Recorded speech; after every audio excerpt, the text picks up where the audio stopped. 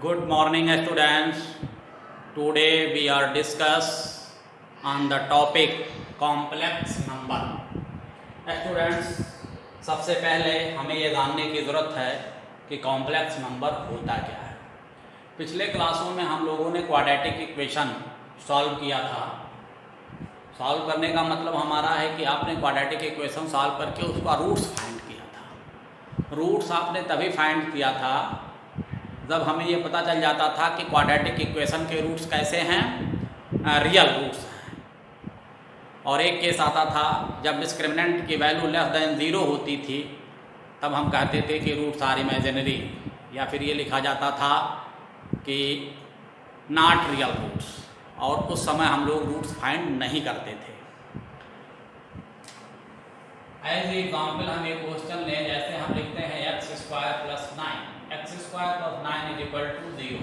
यह एक quadratic equation है, बट अब तक की जो हमारे पास नॉलेज है उसके हिसाब से अगर हम इसको सॉल्व करना चाहें तो ये इक्वेशन सॉल्व नहीं हो सकता, क्योंकि इसके लिए डिस्क्रिमिनेंट की वैल्यू लेस देन 0 है। इसी इक्वेशंस को सॉल्व करने के लिए देखिए, अब यहाँ क्लास फर्स्ट ईयर में एक कॉन्सेप्ट लिया गया, जैसे ये हमने लिखा 9।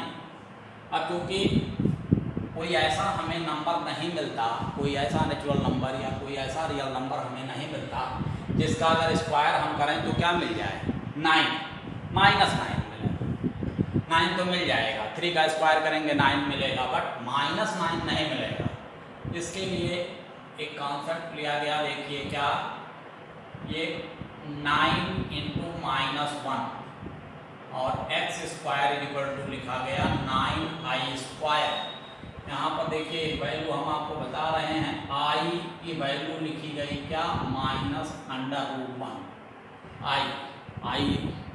i की वैल्यू होती है क्या, -1, और i² हो जाता है -1। और जब किसी नंबर के साथ i लग जाता है तो वो नंबर क्या कहलाता है, इमेजिनरी नंबर कहलाता है। अब ये हो गया। अब इसे अगर हम लिखें तो x² हो जाएगा 3i का होल स्क्वायर, और तब हमें यहाँ से x की वैल्यू मिल जाएगी x ± 3i। अब आप देख रहे हैं हमें इस इक्वेशन x² + 9 = 0 का सलूशन मिल गया। सलूशन क्या आया, x ± 3i। Solution of given equation is ±3i। ये i का कॉन्सेप्ट जो हमारे लिए आया, यही नया आया। अब जब किसी नंबर में i लग जाता है तब इसे हम क्या कहते हैं, इमेजिनरी नंबर कहते हैं। अब आज के आगे हम डिस्कस करेंगे कि कॉम्प्लेक्स नंबर होता क्या है। स्टूडेंट्स, अब हम आते हैं इस टॉपिक कॉम्प्लेक्स नंबर पर। ये number which can be written in the form a plus ib, a number which can be written as in the form a plus ib, where a and b belongs to r means real number, then a plus ib is called complex number।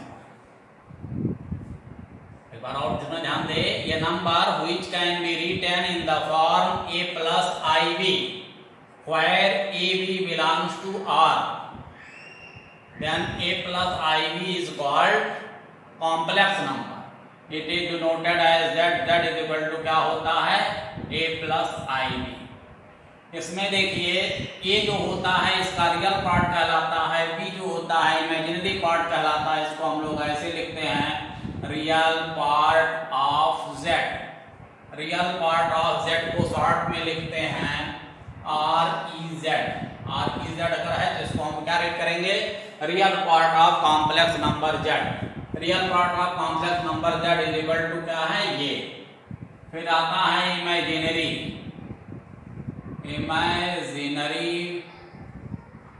Part of z। z means इस complex number को मैं denote किया हूं z से। z is equal to, अब इसे symbolic form में लिखते हैं IMZ। ऐसे शॉर्ट में लिखेंगे तो IMZ। That means imaginary part of z, imaginary part of z is equal to क्या हो जाएगा v। एग्जाम्पल देखिए, ये रियल पार्ट किसी भी कॉम्प्लेक्स नंबर का ये जो होता है रियल पार्ट कहलाता है, जिसके साथ i लगा होता है वो इमेजिनरी पार्ट कहलाता है, लेकिन b को हम बोलते हैं। अब नेक्स्ट है एग्जाम्पल देखिए रियल इसके कॉम्प्लेक्स नंबर के।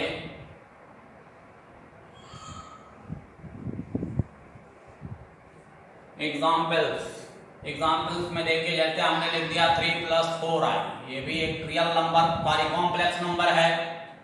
आप कॉम्प्लेक्स नंबर ओनली 3 को भी कह सकते हो। 4i है, ये भी कॉम्प्लेक्स नंबर है। √2 + √3i भी कॉम्प्लेक्स नंबर है। या फिर हम ऐसे लिखते हैं 2 + 4/7i, ये भी कॉम्प्लेक्स नंबर है। √3/√2 प्लस √3 + 3/7i etc। ये सब एग्जाम्पल्स हैं कॉम्प्लेक्स नंबर के।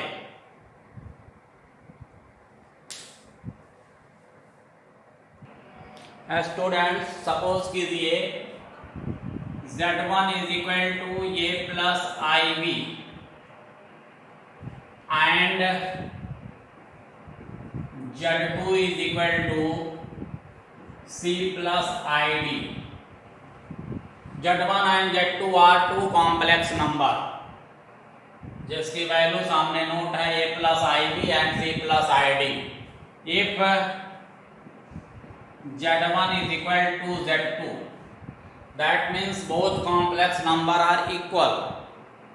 This implies that a plus ib is equal to c plus id. This implies that a is equal to c and v is equal to d. This is called equality of a complex number. That means two complex number are equal if and only if their corresponding part of equal। corresponding part of equal का मतलब देखिए a is equal to c। अब a is equal to c ये है, इसे हम ऐसे लिख सकते हैं, ये क्या है real part of z1 is equal to real part of z2, यानी दोनों का रियल पार्ट क्या है इक्वल है। नेक्स्ट है v is equal to d। v is the imaginary part of z1 and this is the imaginary part of z2। Any two numbers are two complex number are equal if and only if real part of first number is equal to real part of second number and imaginary part of first complex number is equal to imaginary part of second complex number। Thank you।